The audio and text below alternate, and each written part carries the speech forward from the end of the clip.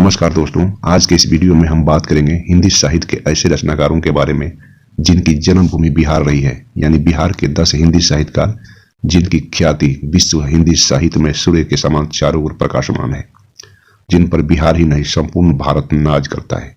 वे 10 हिंदी साहित्यकार हैं: राष्ट्रकवि रामधारी सिंह दिनकर, फारीश्वर नाथ रेणु, आचार्य शिवपूजन सहाय, विद्यापति, नागार्जुन, कलम के जादूगर रामवृषि बैनपुरी, राजा राधिका रमन प्रसाद सिंह, राजकमल चौधरी, महेश नारायण और देवकी नंदन खत्री।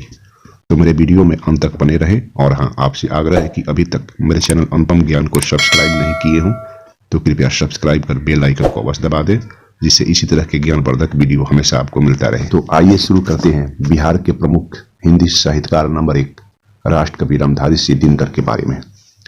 रामधारी सिंह दिनकर हिंदी के एक प्रमुख लेखक, कवि एवं निबंधकार थे। वे आधुनिक युग के श्रेष्ठ वीर रस के कवि के रूप में स्थापित हैं। दिनकर स्वतंत्रता के बाद राष्ट्रकवि के नाम से जाने गए। वे छायावादोत्तर कवियों की पहली पीढ़ी के कवि थे। एक और उनकी कविताओं में ओज, विद्रोह, आक्रोश और क्रांति की पुकार है, तो दूसरी ओर कोमल श्रृंगारिक भावनाओं की अभिव्यक्ति है। इन्हीं दो प्रवृत्तियों का चरम उत्कर्ष में उनकी कुरुक्षेत्र और उर्वशी नामक कृतियों में मिलती है।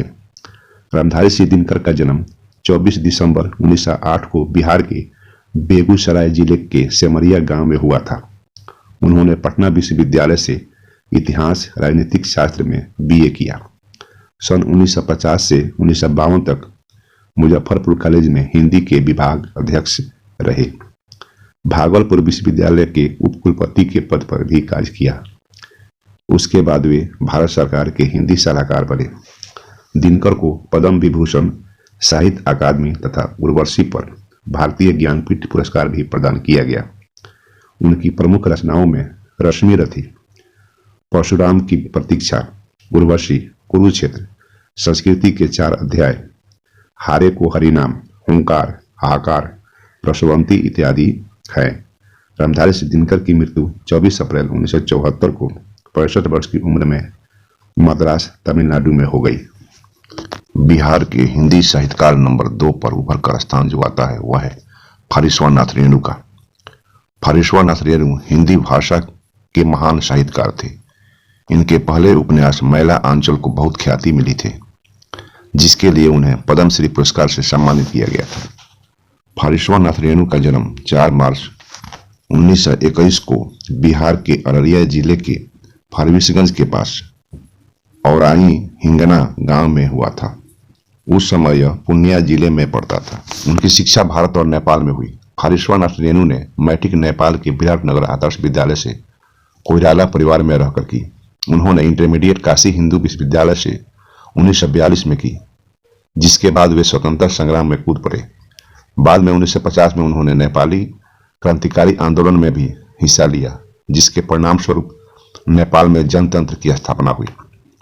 फारीश्वर नाथ रेणु संपूर्ण क्रांति में जयप्रकाश नारायण के साथ अहम भूमिका निभाई। 1952-53 में वे भीषण रूप से रोगग्रस्त हो गए थे, जिसके बाद उनका झुकाव लेखन की तरफ हुआ।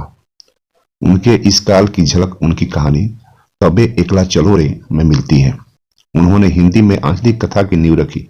सच्चिदानंद, हीरानंद, बत्स्यायन अगे एक समकालीन कवि उनके परम मित्र थे। फारीश्वर नाथ रेणु की कुछ प्रमुख कृतियां निम्नलिखित हैं: उपन्यास मैला आंचल, प्रति परिकथा, जुलूस, दीर्घ तपा, कितने चौराहे, पलटू बाबू रोड, कथा, एक आदिम रात्रि की महक, ठुमरी, अग्निखोर, अच्छे आदमी, रिपोर्टाज, ऋणजल धनजल, नेपाली क्रांति कथा, वन तुलसी की गंध, श्रुत अश्रुत पूर्व, प्रसिद्ध कहानियां, मारे गए गुलफाम, तीसरी कसम, एक आदिम रात्रि की महक, लाल पान की बेगम, पंचलाइट, तबे एकला चलो रे, ठेस, संवादिया। इनकी मृत्यु 11 अप्रैल 1977 को हो गई।